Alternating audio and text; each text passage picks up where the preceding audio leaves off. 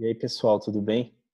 Todo mundo reclama da morosidade judiciária, mas o que ninguém fala é que, em muitos casos, a demora do processo pode ter causa justamente nos pedidos que nós, advogados, fazemos. Não por erro, às vezes, mas também por algum tipo de inexperiência ou algum tipo de pedido que, no caso concreto, não vai conduzir o magistrado e nem o processo a um desfecho positivo. Vou pegar um caso concreto, de um caso simples, de penhora de veículos, e vou tentar traduzir para vocês como um pedido pode fazer com que o magistrado avance positivamente no processo ou pode fazer com que ele deixe o processo de alguma maneira um pouco mais lento do que deveria. Então, vamos lá. Ó, esse é um caso concreto, obviamente com os dados das partes preservados, em que o pedido tá naturalmente correto, né? O que ele diz? Vamos ler. É um pedido de penhora de um veículo, se diz aqui a placa. Dessa forma, requer seja deferida a penhora dos veículos assim indicados, tanto de propriedade do executado X quanto da empresa Y, por meio do sistema Renajude, com averbação de registro. Aqui só um errinho bobo, né, técnico. Averbação de registro da penhora. Na verdade, averbação e registro são termos diferentes, tá bom? Então, a averbação é uma anotação na matrícula do imóvel de alguma informação inerente àquele próprio bem, ou algo que se tente, né, em relação àquele próprio bem, mas que não afeta os atributos da propriedade. No entanto, a penhora, ou a penhora não, o registro, ele já tem esse condão de afetar os atributos da propriedade. Então, você registra uma escritura de compra e venda, você registra uma permuta, você registra uma doação, você registra uma escritura de usufruto, mas você averba uma penhora, porque a penhora ela não tem, por si só, o condão de afetar nenhum dos atributos da propriedade. A propriedade continua plena sob a titularidade do devedor, tá bom? Então, aqui, na verdade, é a averbação de penhora, tá? Mas é um errinho simples, que mais por desatenção. Com a averbação de penhora do veículo no respectivo documento, notadamente como autoriza o artigo 837. E a petição aqui continua. Ainda requer seja determinado a executada X que indique o paradeiro dos veículos sob pena de aplicação de multa por ato atentatório à dignidade da justiça. Bom, quais são os pontos aqui? Eu vou começar pelo ponto mais importante. O primeiro ponto mais importante é a respeito da eficácia desse pedido aqui. Veja, por vezes, a intimação do devedor para que ele pratique algum ato dentro do processo com o objetivo de facilitar a vida do credor, sob pena de aplicação de multa por ato atentatório à dignidade da justiça, tem efeitos maravilhosos. No entanto, nesse caso concreto, essa devedora é uma devedora contumaz. Ela deve muito para muita gente. E dever uma multa a mais ou uma multa a menos não vai ser o suficiente para coagi-la, para dissuadi-la do intento de ocultar o seu patrimônio. Então, nesse caso concreto, esse pedido tem o condão de protelar ou de atrasar o nosso processo, porque efetivamente o juiz tem um potencial alto de deferir esse pedido e, no final das contas, a executada vai ser intimada, não vai indicar, nós vamos ter que peticionar reiterando a aplicação da multa.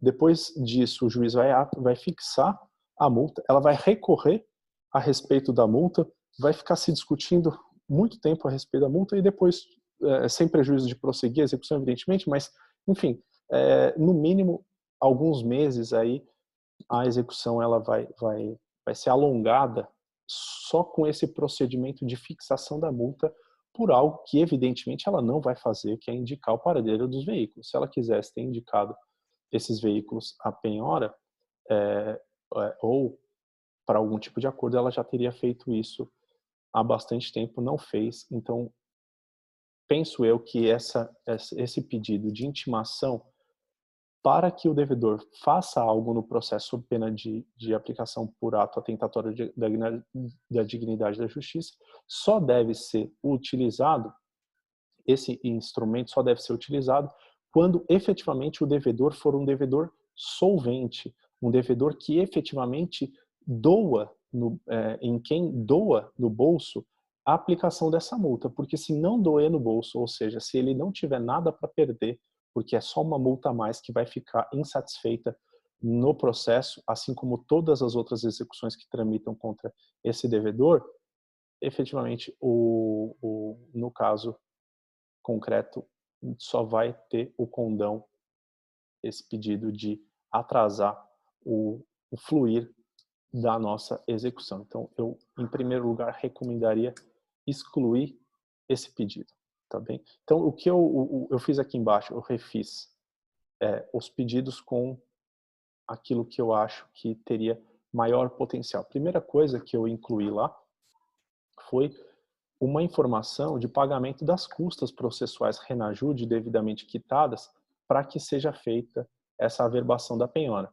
Por que isso? Se nós não pagarmos agora, a chance de o juiz deferir a penhora, mas nos intimar para pagamento das custas processuais Renajude é absolutamente certa.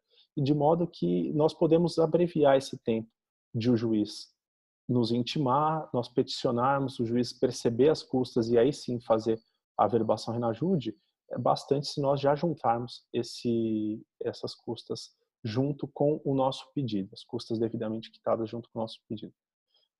Para além disso, ao invés do pedido de intimação da executada para indicar o paradeiro do bem, eu sugiro um pedido como esse.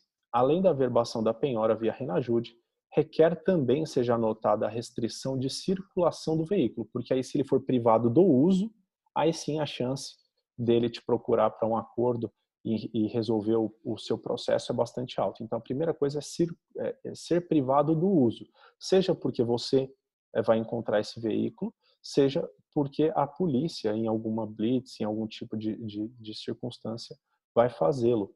Então, a restrição de circulação e de transferência, tinha esquecido, transferência, com o objetivo de inibir que o devedor continue circulando e impedindo a localização desse bem, porque quanto mais ele circula, mais difícil fica localizar o paradeiro desse veículo, que é um bem móvel por excelência. Outro pedido que eu acho de suma importância é esse de que o exequente seja nomeado como depositário judicial dos veículos, coisa que não tinha aqui nesse pleito anterior. Por que é importante que o exequente seja nomeado? Que o exequente seja nomeado como depositário. Só um minuto. Seja nomeado como depositário.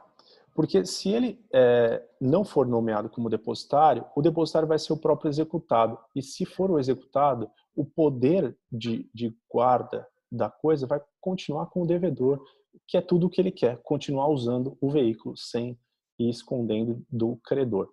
Então, o pedido ficaria assim: assim requer seja desde logo nomeado o exequente como depositário judicial dos veículos, determinando-se a expedição de mandado de penhora e depósito com apreensão dos veículos em poder do exequente. E aí você faz a fundamentação legal. Importante frisar que, por se tratarem de bens móveis, o exequente não concorda em nenhuma hipótese com a nomeação do devedor como depositário, insistindo para que fique em poder do exequente esse encargo, conforme determina o artigo 840, parágrafos 1º e 2º do CPC.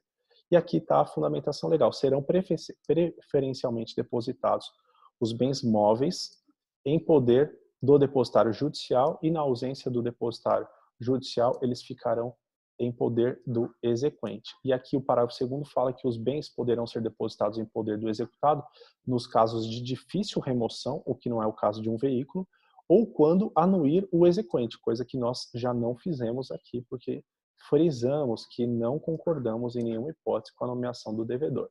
E aí o juiz precisa necessariamente, por não se tratar de um bem de difícil remoção, aplicar a regra do parágrafo 1º, que é um depositário judicial, coisa que é raro acontecer, sobretudo para bens móveis de trato ordinário, né, como são os veículos, os bens ficarão. Então, essa é a regra depois do Pacto de São José da Costa Rica e da súmula vinculante do STF, que impediu a apreensão. Inclusive, se você quiser enrobustecer mais o seu pedido, você pode dizer o seguinte, ó, nota-se que o referido parágrafo 2º acima reproduzido é taxativo em impedir que o executado seja nomeado depositário, porque isso acontece por vezes, alguns juízes ainda nomeiam o executado como depositário, sem anuência do exequente, por razões óbvias. À medida que, se voluntariamente ele não indicou o bem em penhora ou até mesmo propôs qualquer tipo de acordo, certamente não facilitará a entrega dele ao exequente depois da penhora à hora requerida, especialmente em razão da impossibilidade de prisão civil do depositário judicial infiel, que acabou por retirar em absoluto toda a força coercitiva que existia no depósito pelo executado, o que inclusive motivou o nosso novo CPC a deixar sob o poder do exequente ou de um depositário judicial o encargo de depositário quando da apreensão dos bens móveis. Indica o exequente como, e aí vem o pedido em concreto, né? Indica o exequente como endereço para tentativa de apreensão e depósito do veículo penhorado a residência do executado ou o local onde você acha que o veículo possa ser encontrado, e aí para isso você pode se valer do serviço de alguns localizadores que inclusive possuem sistemas que monitoram o tráfego, né, do veículo, por onde que ele passou, por quais ruas. Existem sistemas que apuram isso, inclusive sem nenhum tipo de rastreador no carro. São câmeras de segurança pública que existem e que os localizadores acabam tendo acesso. Então, além disso, um pedido importante é que você peça a aplicação analógica do parágrafo 3º, do artigo 3º, parágrafo 12º do Decreto-Lei 911, que é o parágrafo que trata do pedido itinerante de apreensão de veículos em busca e apreensão, coisa que vale também por analogia nos pedidos de penhora e apreensão de veículos em execução, uma vez que o veículo, por ter essa mobilidade, ele pode hoje estar na cidade A e amanhã na cidade B. E até você fazer um pedido de carta precatória na sua execução, para que você consiga ir até a cidade B apreender, pode ser que esse veículo já tenha saído da cidade B e ido para a cidade C. E aí você teria que voltar para a sua execução, o que não faria nenhum sentido. Por isso que a lei trouxe essa disposição. Então ficou assim.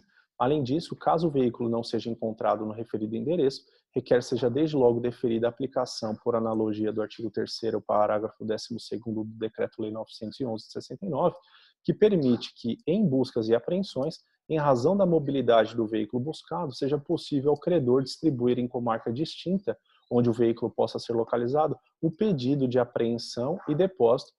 É como se fosse uma precatória, mas não é uma precatória, é só um pedido instruído com os documentos. Vamos ler o dispositivo. Juntando para tanto a cópia das peças principais deste feito, juntamente com esta petição e a decisão que deferirá a penhora e apreensão do bem. E aqui o dispositivo mencionado diz o seguinte: a parte interessada poderá requerer diretamente ao juízo da comarca onde foi localizado o veículo, com vistas à sua apreensão, sempre que o bem estiver em comarca distinta daquela da tramitação da ação, bastando que em tal requerimento conste a cópia da petição da ação, inicial da ação, e, quando for o caso, a cópia do despacho que concedeu a busca e apreensão do veículo. E olha que essa inovação legislativa veio em 2014 e o decreto-lei é de 69, para vocês verem o número de anos que os advogados sofreram no judiciário com esse problema que eu mencionei, até que essa novidade fosse positivada. Tá bem? Então, com essa petição, acredito eu que a gente, bloqueando a circulação do veículo, a transferência, ou nomeando o exequente como depositário e passando a buscá-lo efetivamente, e inclusive apreendê-lo em poder do exequente, acredito que a execução vai ter muito mais eficiência do que simplesmente intimar o devedor, que já é um devedor contumaz, para informação do paradeiro do veículo sob pena de aplicação por multa, de multa por ato atentatório à dignidade da justiça, que só deve ser utilizada quando se tratar de devedor solvente. Tá bem? Um abraço e até a próxima.